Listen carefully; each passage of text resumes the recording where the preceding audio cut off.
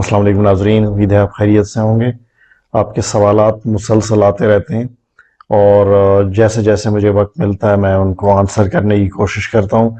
तो आज भी आपके चंद एक क्वेश्चंस मैं लूँगा और उनके आंसर देने की कोशिश करूँगा।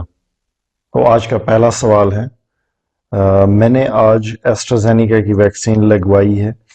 मुझे क्लॉटिंग के हवाले से थोड़ी सी तशवीश है। क्या क्लॉट पहली डोज के बाद बनते हैं या दूसरी डोज के बाद बनते हैं?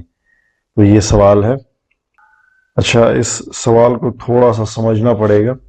रिसर्च ये बताती है कि जब आप वैक्सीन लगवाते हैं तो आपके जिस्म के अंदर 5वें से 17वें दिन तक क्लॉट बन सकता है। मैं थोड़ा सा आपको स्क्रीन पे समझा भी देता हूँ। तो ये आपने जब वैक्सीन की फर्स्ट डोज ली, पहली डोज ली, तो ये उसका 5वां दिन है, ये उसका 17वां दिन है। तो इस बीच में यानी 5वें से 17वें दिन तक आपको किसी भी डे पे क्लॉटिंग हो सकती है। तो अगर इसकी एवरेज निकाली जाए या इसका मीन निकाला जाए तो ये 9 दिन बनता है। यानी ये एवरेज 9 दिन बनते हैं जब ये क्लॉटिंग इवेंट्स ज़्यादा होने के चांसेस होते हैं। और साइंसी एतबार से भी ये ऐन मुमकिन है, क्योंकि ये वो टाइम पीरियड होता है जब आपकी बॉडी का या आपके मुदाफ़िती निज़ाम का जो इन्नेट आर्म है वो एडाप्टिव आर्म को एक्टिवेट कर रहा होता है, और इसको अमूमन 2 हफ्ते लगते हैं और क्लॉटिंग इवेंट्स की टाइमिंग भी बिल्कुल इसी तरह ही होती है। तो मुख्तसरन पहली डोज के बाद 5वें से लेकर 17वें दिन तक का टाइम जो है वो क्रूशल है, अहम है। इस दौरान किसी भी वक्त क्लॉटिंग हो सकती है। अब दूसरी डोज की बात कर लेते हैं। तो चूंकि आपको पहली डोज लग चुकी है, आपका इम्यून सिस्टम प्राइम हो चुका है, तो अगर किसी को पहली डोज के बाद क्लॉटिंग नहीं हुई या हो चुकी है और उसको दूसरी डोज लग रही है, तो दूसरी डोज के बाद अगले 24 से 48 घंटे तक का टाइम बहुत ही अहम होगा, क्योंकि अब क्लॉटिंग इवेंट जल्दी आ सकता है। तो इसको स्क्रीन पे देख लेते हैं। 24 आवर्स, 48 आवर्स। तो ये आपको जो सेकेंड डोज लगी है वैक्सीन की, उसके 24 घंटे के बाद या 48 घंटे के बाद का टाइम अहम होगा, क्योंकि अब क्लॉटिंग इवेंट ज़रा जल्दी हो सकता है कि आ जाए। अब जहाँ तक रही ये बात कि क्या क्लॉटिंग इवेंट्स बहुत ही कॉमनली वैक्सीन्स के साथ होते हैं, एस्ट्राजेनेका की वैक्सीन के साथ मुंसलिक हैं, तो इसका जवाब है जी नहीं। बहुत ही रेयर, बहुत ही कम ऐसे लोग हो सकते हैं जिनके अंदर ये क्लॉटिंग इवेंट्स पेश आते हैं, और इसलिए ज़्यादा परेशान होने की बात नहीं है। अब कुछ सवालात हैं जिनको जल्दी जल्दी एक्सप्लेन कर लेते हैं।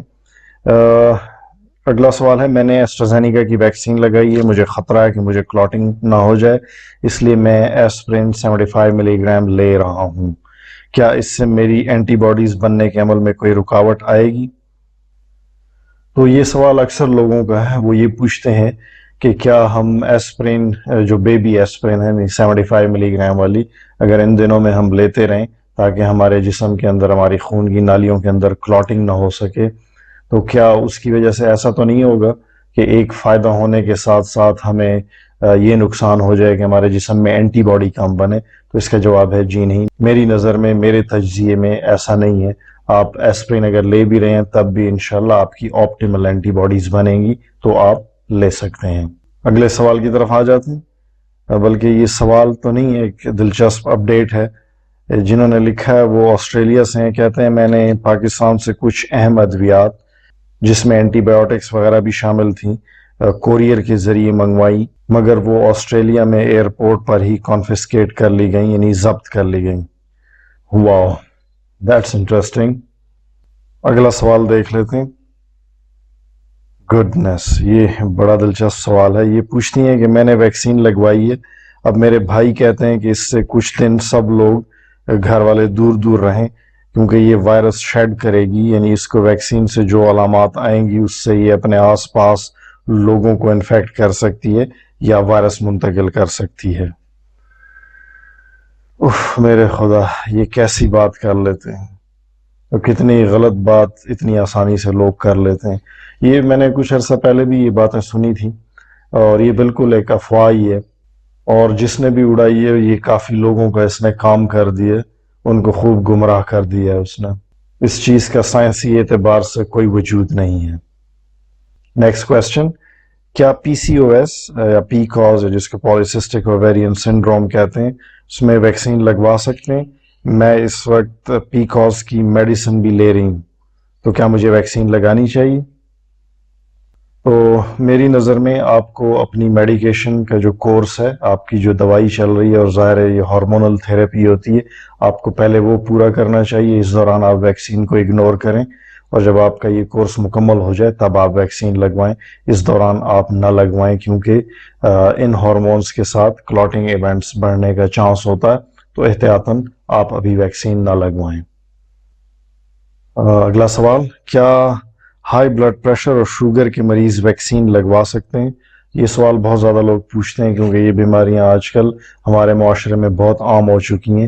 اوبیسٹی، ڈائبٹیز، ہائپر ٹینشن، یہ تو اب ایک وبا کی صورت میں ہماری سوسائٹی میں موجود ہیں.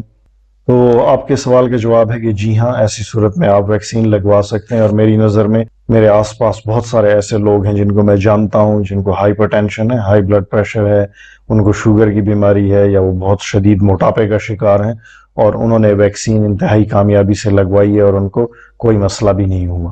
اور در حقیقت ایسے لوگوں کو ویکسین کی ضرورت عام لوگوں سے بہت زیادہ ہے، کیونکہ یہ وہ میڈیکل کنڈیشنز ہیں جس میں اگر کورونا ہو جائے تو آپ کو انتہائی خطرناک علامات کا سامنا کرنا پڑ سکتا ہے. تو ایسے لوگوں کے لیے ویکسین ایک گولڈ ڈسٹ ہے. کیا ایسا کوئی ٹیسٹ ہے جس سے یہ پتہ چلے کہ ہمارے جسم میں کلاٹنگ ہو رہی ہے؟ جی ہاں، ایسا ٹیسٹ موجود ہے، اور یہ بآسانی کسی اچھی لیب سے ہو جاتا ہے. اس ٹیسٹ کو ڈی ڈائمر ٹیسٹ کہتے ہیں. اکثر لوگ یہ پوچھتے ہیں کہ ڈی ڈائمر کیا ہوتا ہے، اس کا مطلب کیا ہوتا ہے؟ بیسیکلی جو کلاٹ بنا ہوا ہوتا ہے یا تھرومبس ہوتا ہے، اس کے ٹوٹے ہوئے ٹکڑوں کو ڈی ڈائمرز کہتے ہیں. اسکرین پہ میں آپ کو سمجھا دیتا ہوں. فار ایگزامپل یہ کلاٹ ہے جس پہ بہت سارے پلیٹلیٹس چپکے ہوئے ہیں. بہت سارے پلیٹلیٹس اکٹھے ہو جاتے ہیں، چپک جاتے ہیں، آپس میں جڑ جاتے ہیں، تو اسی کو ہم کلاٹ کہتے ہیں، اور اس کو ہم میڈیکلی تھرومبس کہتے ہیں. اور آپ کو پتہ ہے کہ کلاٹنگ کا یہ عمل خون کی نالیوں میں ہو رہا ہوتا ہے.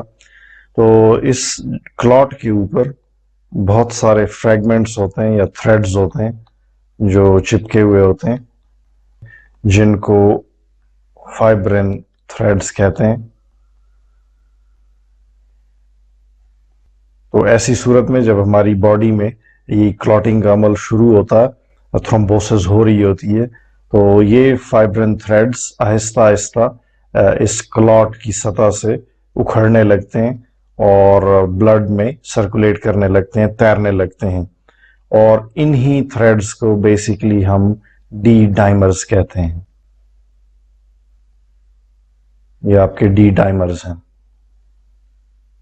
تو دراصل اس ٹیسٹ میں، جس کو ڈی ڈائمر ٹیسٹ کہتے ہیں، ان تھریڈز کو یا ان دھاگوں کو میجر کیا جاتا ہے، اور اس طرح ہمیں یہ پتہ چلتا ہے کہ ہماری باڈی کے اندر کلاٹنگ ہو رہی ہے.